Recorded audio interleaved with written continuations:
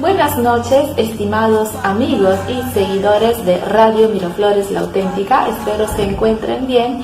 Les comento que en estos días he recibido muchas sugerencias por parte de ustedes diciéndome que trate el tema del acoso, un tema que se ha debatido mucho en las últimas semanas debido a que ha involucrado a dos personajes públicos de la televisión peruana. Entonces, hoy vamos a estar hablando con la abogada y columnista Nareshka Kulki Martínez, especialistas en derechos humanos y derechos constitucionales. Bienvenida, Nareshka, muchas gracias por aceptar la invitación. Cuéntame un poco, ¿qué es el acoso sexual y es actualmente considerado un delito? En efecto, Eleonora, el acoso sexual es un delito para nuestra legislación penal desde el 2018.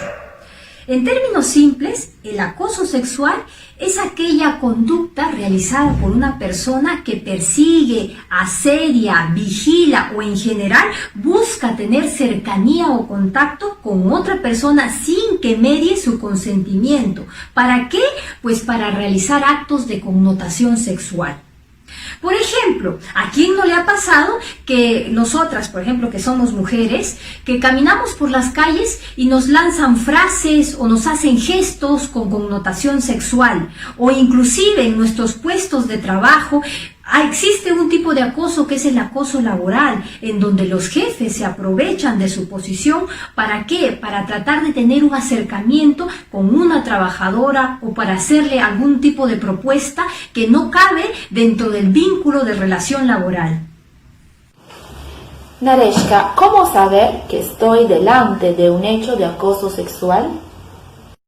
Pues aquí es fundamental el consentimiento. Solo cuando un acto de connotación sexual se produce sin el consentimiento de la otra persona es que hablamos de acoso sexual.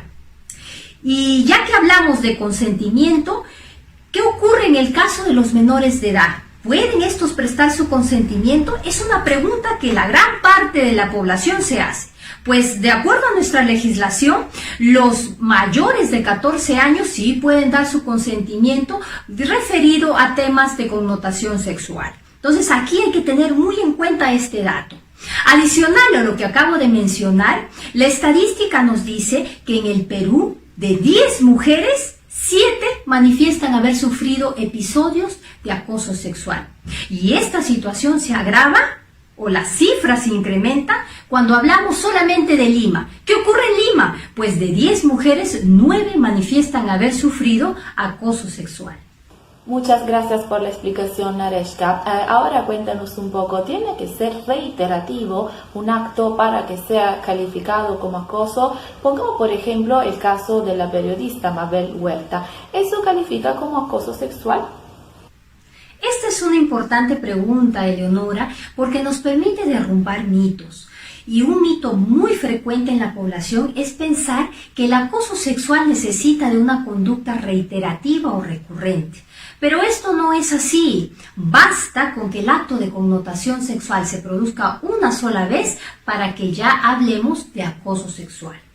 En el caso de la periodista Mabel Huertas, si bien el acto no es reiterativo, podría encajar dentro de la figura de acoso sexual, pero también hay que analizar a la vez si es que el mensaje enviado por el trabajador de Promar a la periodista tiene o no una connotación sexual.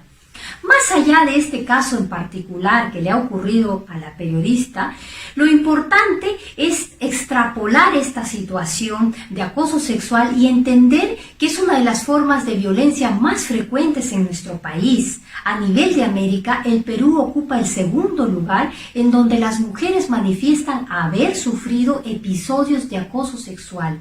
Esta situación debe generar alarma, preocupación y sobre todo hacernos tomar conciencia de que se trata de un problema de urgente atención y que necesitamos comprometernos, mucho compromiso, no solamente de las autoridades, sino de la ciudadanía para poder lograr su erradicación. Excelente. Bueno, ahora vamos al caso de Mayra Couto y Andrés Vice. La actriz ha sido criticada por no haber denunciado en su debido momento los actos de acoso que sufría por parte del actor. Ahora cuéntanos, ¿las víctimas tienen un plazo de tiempo para denunciar? Toda persona que sufre de acoso sexual tiene derecho a denunciar.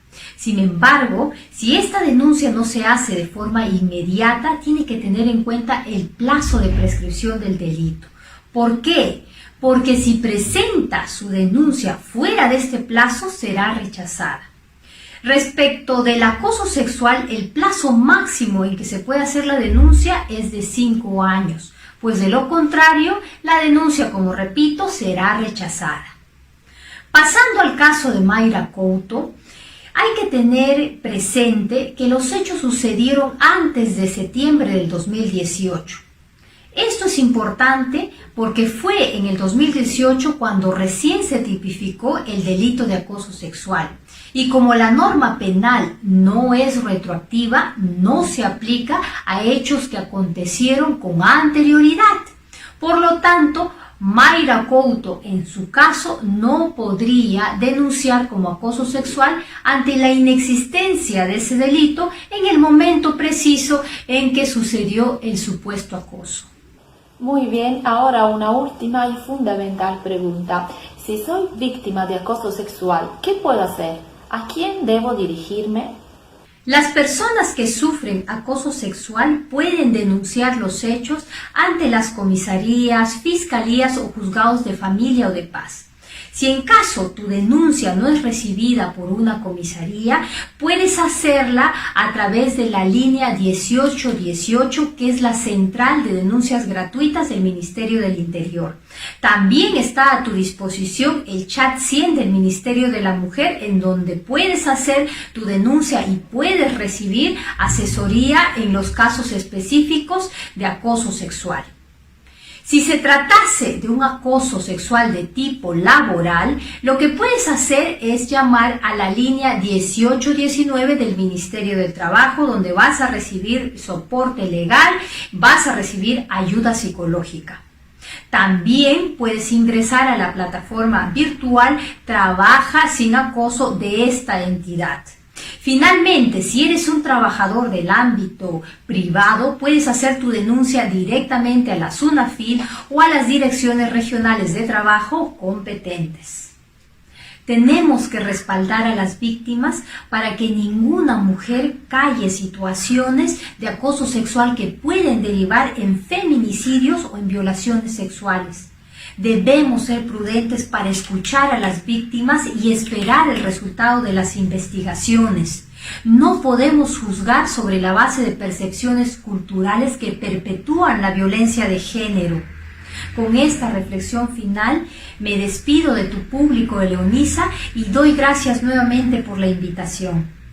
Muchísimas gracias, Nareshka. Ha sido muy importante hablar contigo. Ahora tenemos el panorama más claro y muchas gracias a ustedes por seguirme una vez más en el lunes de Actu per Tu.